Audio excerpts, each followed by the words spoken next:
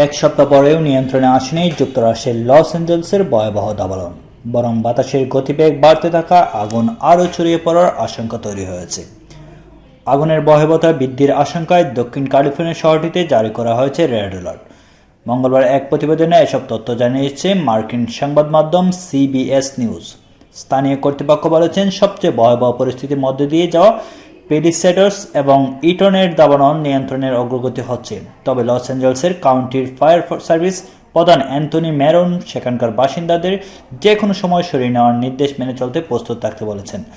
ক্যালিফোর্নিয়ার governor Gavin নিউমস বলেছেন, এবারের দাবানল যুক্তরাষ্ট্রের ইতিহাসের সবচেয়ে ভয়াবহ প্রাকৃতিক দুর্যোগ হতে পারে। দক্ষিণ অঞ্চলের এখন 14,000 দমকল কর্মী কাজ করছে। তাদের সহায়তা করছে 84টি এয়ারক্রাফট এবং ক্যালিফোর্নিয়ার 1354টি ফায়ার ইঞ্জিন।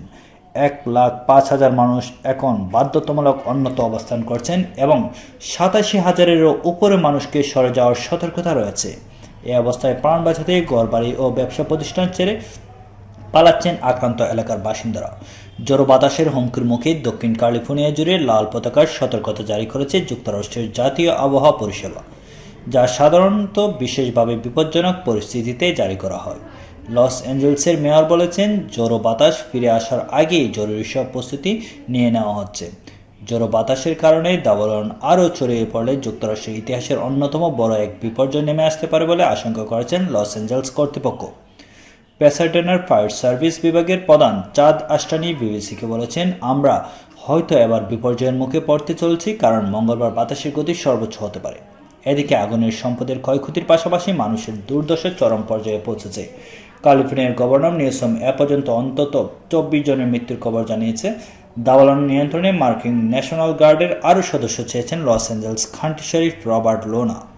এর মধ্যে 3 জন ব্যক্তির বিরুদ্ধে $2 লাখ বেশি অঙ্কের মালামাল লুটের অভিযোগ রয়েছে বলে জানিয়েছে Los Angeles district attorney Nathan Hochman. এ নিয়ে গত কয়েকদিনে লুটপাটের অভিযোগে অন্তত 39 জনকে আটক করেছে লস অ্যাঞ্জেলস পুলিশ।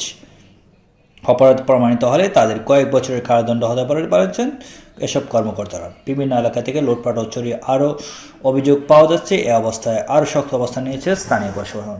ধন্যবাদ সবাইকে আমাদের সঙ্গে থাকুন।